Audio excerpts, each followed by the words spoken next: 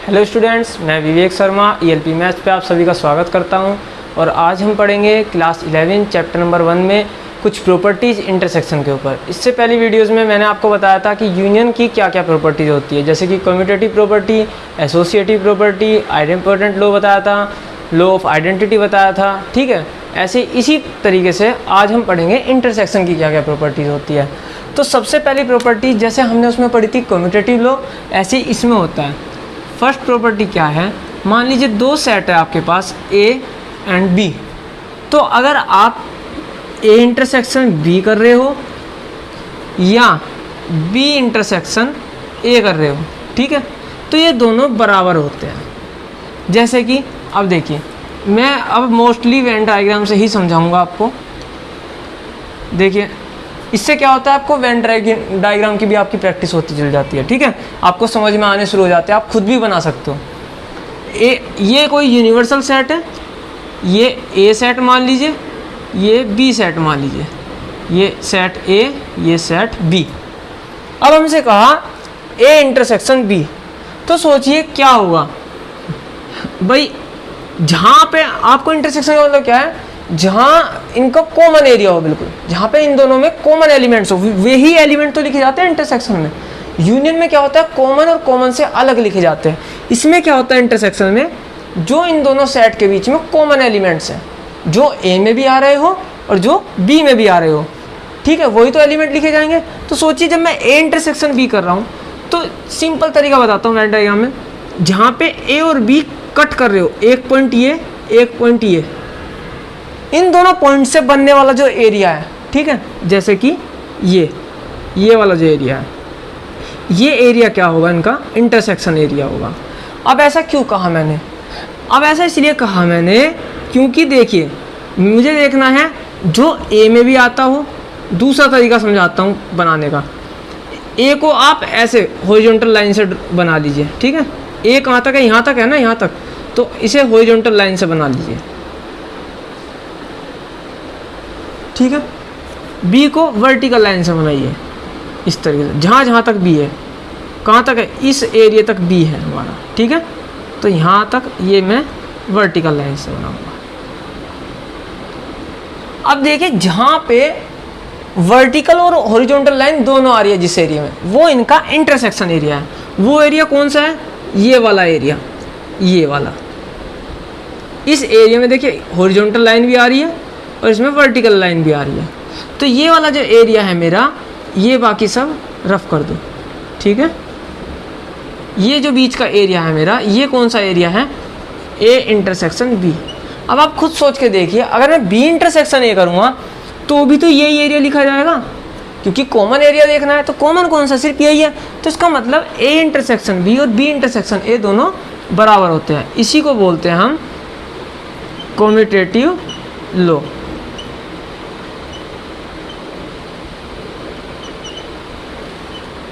ठीक है, commutative law समझ में आ गया। अब हम आगे बात करेंगे एसोसिएटिव लॉ की, ठीक है। जैसे हमने यूनियन में बात करी थी एसोसिएटिव लॉ की, ऐसे ही हम इंटरसेक्शन में भी बात करेंगे। देखिए एसोसिएटिव लॉ क्या होता है, मान लीजिए आपके पास तीन सेट है A, B and C। Union के बारे में भी हमने पढ़ा था, कैसे कि A यूनियन B पहले कर लो, बाद में यूनियन C कर लो, या फिर B यूनियन C पहले कर लो, बाद में A यूनियन कर लो, दोनों बराबर थे। ऐसे ही अब बात कर रहे हैं हम इंटरसेक्शन के ऊपर। तो मान लीजिए अगर मैं A इंटरसेक्शन B कर रहा हूँ, ठीक है, पहले A इंटरसेक्शन B कर लिया, बाद में इसका इंटरसेक्शन जो भी आया ये, उसका इंटरसेक्शन C के साथ कर दिया, ठीक है। या फिर आप ऐसे करिए, A का इंटरसेक्शन बाद में करना, A का इंटरसेक्शन बाद में करना, किसके साथ, पहले B इंटरसेक्शन C कर लीजिए। समझ में आ रही बात। तो ये दोनों बराबर होंगे। देखिए कुछ नहीं किया, ये ब्रैकेट यहाँ से हट के बस यहाँ लगा दिया, ठीक है। तो ये दोनों केस जो है वो इक्वल होते हैं। मैं इसको दो तरीके से बताता हूँ। मान लीजिए आपके पास एक सेट है A 1 2 3 एंड 4, ठीक है। B सेट है आपके पास 1 3 4। C सेट है आपके पास 3 एंड 4, सही है। तो पहले हम लेफ्ट हैंड साइड देखते हैं। अपनी लेफ्ट हैंड साइड क्या कह रही है, पहले ए इंटरसेक्शन बी करिए, पहले इन दोनों का इंटरसेक्शन करिए, बाद में इंटरसेक्शन सी करिए, उसके बाद में जो इनका रिजल्ट निकल के आया उसके साथ सी का करिए। तो जब ए इंटरसेक्शन बी यहीं के यहीं करके देख लेते हैं, इनका इंटरसेक्शन क्या होगा, इनके बीच में कॉमन एलिमेंट्स देखिए, कॉमन एलिमेंट्स कौन कौन से, 1 3 4, 1 3 4। तो ए इंटरसेक्शन बी क्या आया हमारा, वो आया हमारा 1 3 4, सही है। अब मुझे क्या करना है, बाद में इंटरसेक्शन सी करना है, तो इसके साथ में इंटरसेक्शन सी करना है। तो क्या होगा, इंटरसेक्शन सी क्या है हमारा 3 4। देखिए इन दोनों के बीच में कॉमन एलिमेंट्स कौन कौन से हैं, 3 और 4। तो क्या आएगा इसका निकल के, ये आया 3 4। समझ में आ गई बात, ये 3 और 4 आया। अब हम देखते हैं राइट हैंड साइड को अपनी। राइट हैंड साइड में क्या करना है मुझे, पहले मैं बी इंटरसेक्शन सी करता हूँ, ठीक है। तो बी इंटरसेक्शन सी क्या आएगा मेरा, बी इंटरसेक्शन सी में हम देखते हैं क्या एलिमेंट्स कॉमन है। जो छोटा सेट होता है सबसे पहले कोशिश करिए उसमें क्या क्या है, 3 और 4, ठीक है। ऐसा भी हो सकता था कि इसमें मान लीजिए 5 आ जाए, तो अगर यहाँ मान लीजिए 5 आ जाता तो कॉमन एलिमेंट्स देखते सिर्फ हम, तो इन दोनों के इंटरसेक्शन में ना 5 आता ना 4 आता, सॉरी ना 1 आता, सिर्फ 3 और 4 लिखे जाते, ठीक है। ज़रूरी नहीं है कि ये इसका सब सेट ही हो, लेकिन फिलहाल जो हमने सेट लिया उस हिसाब से देखते हैं। तो इन दोनों का इंटरसेक्शन क्या आएगा, बी इंटरसेक्शन सी क्या आया 3 और 4, 3 और 4, तो 3 4। बाद में इंटरसेक्शन करना है, means A intersection B intersection C करेंगे तो क्या हुआ, ए की वैल्यू क्या है ये, उसके साथ इंटरसेक्शन करना है इसका। तो सोचिए इसमें और इसमें क्या कॉमन है, सिर्फ 3 और 4, ठीक है। तो क्या आएगा 3 4। देखिए ये भी 3 4, ये भी 3 4, तो LHS इक्वल टू RHS हो गया, सही है। तो इस लो को हम क्या बोलते हैं, इस लो को बोलते हैं हम एसोसिएटिव लो, ठीक है, एसोसिएटिव लो। यही हमने यूनियन में भी पढ़ा था। अब यही चीज़ मैं आपको वेन डायग्राम से समझाता हूँ। मान लीजिए लेफ्ट हैंड साइड देखते पहले, ये कोई हमारा यूनिवर्सल सेट है, ठीक है।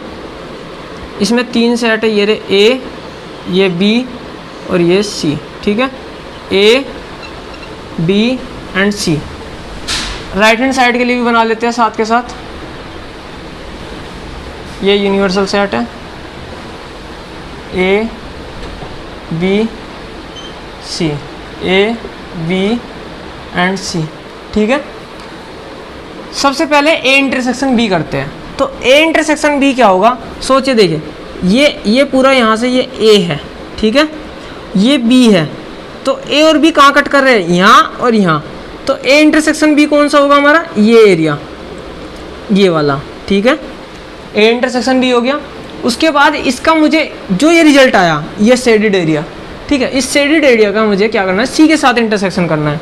अब देखिए सी कहाँ तक है, सी पूरा, ये पूरा का पूरा सी है, तो सी का एरिया और इसका इंटरसेक्शन का एरिया, ये वाला जो एरिया है ना, ये सिर्फ इतना एरिया, ये कॉमन है इनके बीच में, ये वाला एरिया इतना, ठीक है।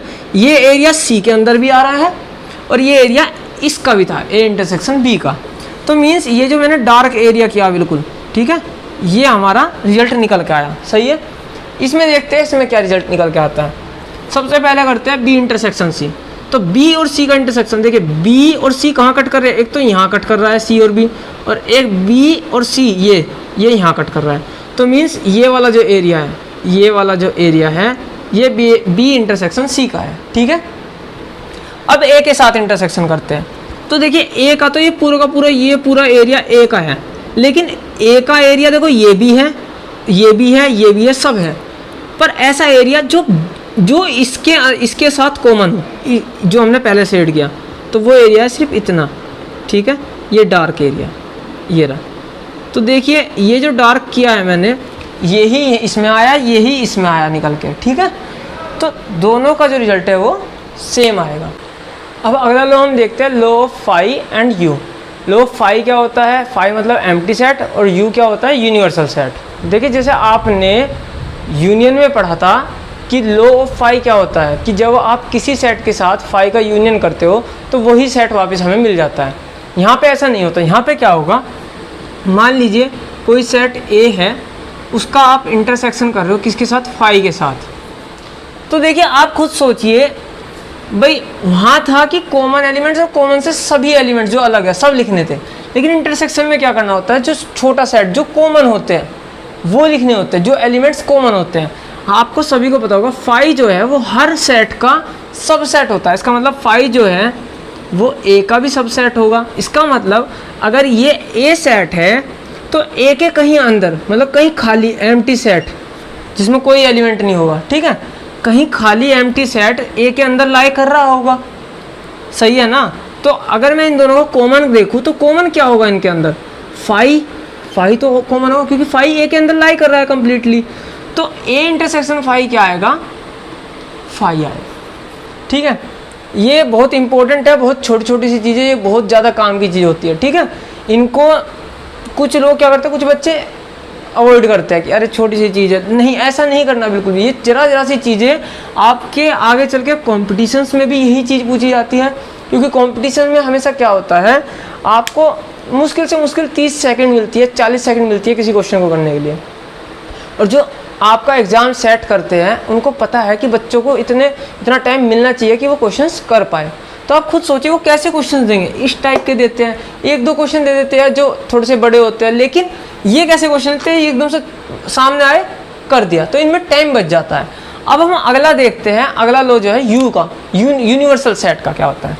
मान लीजिए कोई सेट ए है, उसका इंटरसेक्शन कर रहे हो किसके साथ, यूनिवर्सल सेट के साथ। तो आप बताइए, खुद वीडियो पॉज करिए और सोचिए क्या आएगा। अब मैं बताता हूँ, ये कोई यूनिवर्सल सेट है, ठीक है, U, इसके अंदर कहीं A सेट लाई कर रहा होगा। अब सोचिए अगर मैं इसका इंटरसेक्शन निकाल रहा हूँ, यानी कि U और A का इंटरसेक्शन होता है जो कॉमन पार्ट्स होते हैं, जो कॉमन एलिमेंट्स होते हैं। तो कॉमन क्या है U और A के बीच में, A ही तो कॉमन है, A जो है वो U के अंदर भी लाई कर रहा है और A खुद में तो है ही, तो A जो है इसका कॉमन। तो A इंटरसेक्शन यूनिवर्सल सेट करोगे तो क्या आएगा, A आएगा। और वहाँ पर क्या था, जब हम कर रहे थे A यूनियन यूनिवर्सल सेट, तो वहाँ पे क्या था, कॉमन और कॉमन से सभी अलग, तो मतलब बड़े वाला सेट आता है। यूनियन में U आता है और इंटरसेक्शन में A आता है, ठीक है। ये चीज़ नोट करने वाली है। ये कहलाता है हमारा law of U, law of U, U means universal set, ठीक है। जैसे हमने यूनियन में पढ़ा था आइडेम्पोटेंट लॉ, ऐसे ही इंटरसेक्शन में भी होता है। मान लीजिए कोई सेट A है, अगर उसका इंटरसेक्शन आप A के ही साथ कर रहे हो तो क्या आएगा, ये लो यूनियन और इंटरसेक्शन दोनों में सेम रहता है, A ही आएगा, ठीक है। ये कहलाता है हमारा आइडेम्पोटेंट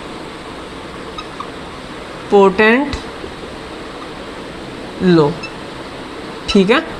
इसमें क्या है, मान लीजिए कोई सेट A है, अब मैं इसी के साथ इंटरसेक्शन कर रहा हूँ, मतलब A और A के बीच में क्या कॉमन एरिया है, तो A ही तो है, A और A के बीच में क्या कॉमन एरिया है, ठीक है, क्या इंटरसेक्शन है इनके बीच में, मीन्स कौन कौन से एलिमेंट कॉमन है, सारे के सारे एलिमेंट कॉमन है, तो इनका इंटरसेक्शन क्या आएगा, A ही आ जाएगा।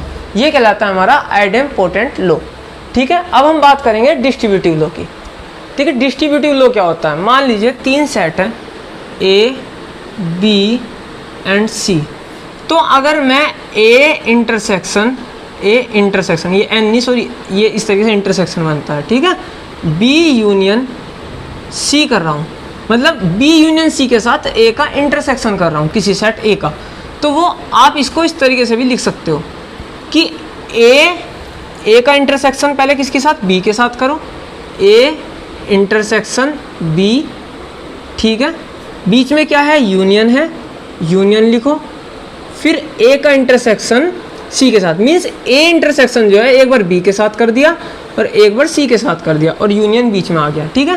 तो A इंटरसेक्शन C, जैसे आपने पढ़ा होगा कि अगर मैं कह रहा हूँ 2 multiply by A plus C, ठीक है, A प्लस C, इस तरीके से, तो मैं ये भी तो कह सकता हूँ कि 2 की मल्टीप्लाई A के साथ करो, 2 इंटू A, ठीक है, बीच में प्लस 2 इंटू C, तो वही चीज़ तो हम यहाँ कर रहे हैं, A इंटरसेक्शन B के साथ कर दिया एक बार ये रहा, और A इंटरसेक्शन C के साथ कर दिया, बीच में यूनियन था, यूनियन लिख दिया।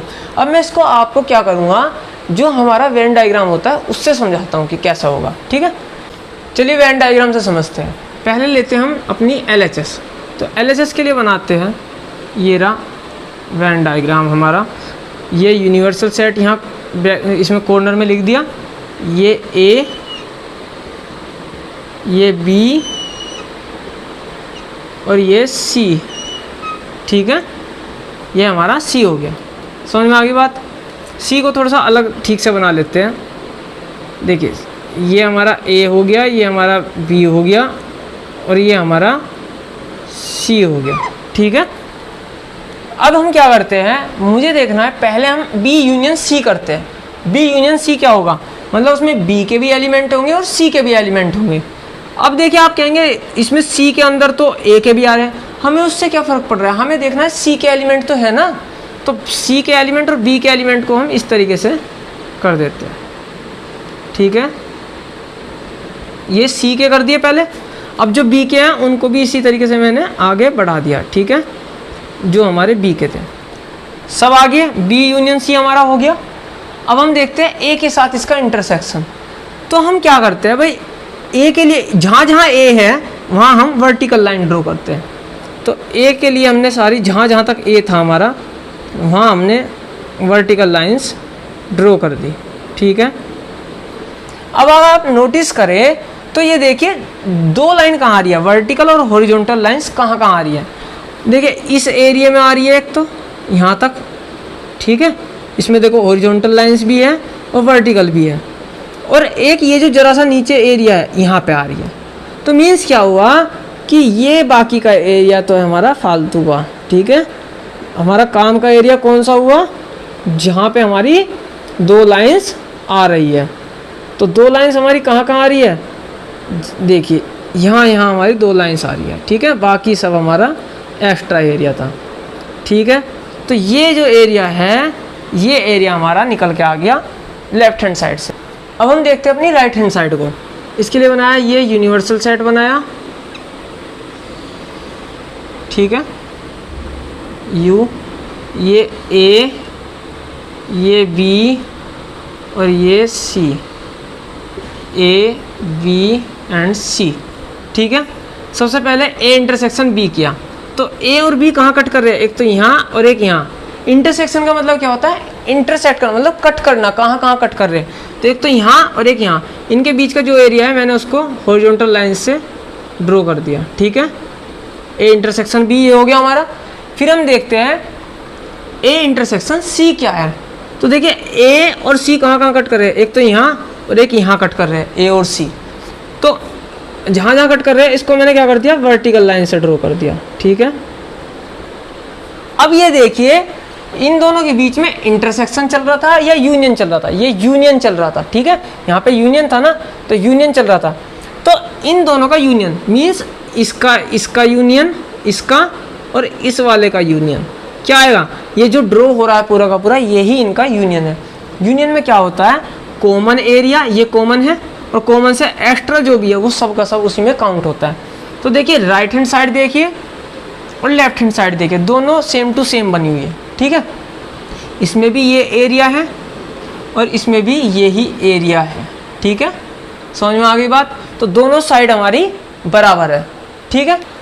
अब हमें एक टॉपिक और पढ़ लेते हैं, डिफरेंस ऑफ सेट्स क्या होता है। डिफरेंस मतलब उनका सब्ट्रैक्शन होना। मान लीजिए कोई सेट ए है, ठीक है, और एक सेट बी है, तो इन दोनों के बीच का डिफरेंस कैसे फाइंड आउट करेंगे। मान लीजिए ए जो है हमारा वो इस तरीके से 1 2 3 4 5, ठीक है। बी सेट हमारा मान लीजिए इस तरीके से है 1 3 5 7 8। अब मैं कह रहा हूँ कि a माइनस बी करना है, a माइनस बी। अब आप कहेंगे कि जी b में तो 7 और 8 भी है, इसमें 7 8 नहीं है, तो उससे हमें कोई फ़र्क नहीं है। हमें ये देखना है कि a में से कौन कौन से एलिमेंट ऐसे हैं जो b में है, वे हम इसमें से माइनस कर सकते हैं। तो देखिए सबसे पहले तो आप इन सेट को लिखिए 1 2 3 4 5, ठीक है, माइनस ये वाला सेट बी वाला 1 3 5 7 8, ठीक है। 7 8 एक्स्ट्रा है, हमें उससे कोई फ़र्क नहीं है। हमें देखना है ये 1 3 5 इसमें आ रहा है 1 3 5, इस सेट में से कितने एलिमेंट्स कम कर सकते हैं हम इस सेट का इस्तेमाल करके। ये एक्स्ट्रा से हमें कोई फ़र्क नहीं पड़ता, ठीक है। तो ये क्या होगा, 1 गया, 3 गया, 5 गया, मीन्स 2 और 4 बचा। इस सेट की तरफ देखो ही मत, इस सेट में बस इतना देखो कि इस सेट में कौन कौन से एलिमेंट ऐसे हैं जो इसमें से माइनस हो रहे हैं, ठीक है, इसमें से जो माइनस हो रहे हैं। तो 1 हो रहा है, 3 हो रहा है, 5 हो रहा है, देख लें, ठीक है। 7 8 से हमें कोई फ़र्क नहीं पड़ता। तो 2 और 4 बचा खाली। तो ए में अब कौन से एलिमेंट बचे, ए के अंदर क्या बचा, बी माइनस करने के बाद 2 और 4 बचा। ऐसे अगर मैं बी माइनस ए करने लगूँ, बी माइनस ए करने लगूँ, तो क्या होगा, पहले बी के लिखिए फिर ए के लिखिए। तो बी के क्या है हमारे 1 3 5 7, ठीक है। इसमें से माइनस करने हैं क्या, ये वाले 1 2 3 4 5, ठीक है। अब देखिए 1 3 5 1 3 5 7 नहीं घट रहा, ठीक है। तो इसमें भले 2 है 4 है, 2 4 से हमें कोई फ़र्क नहीं पड़ता, ठीक है।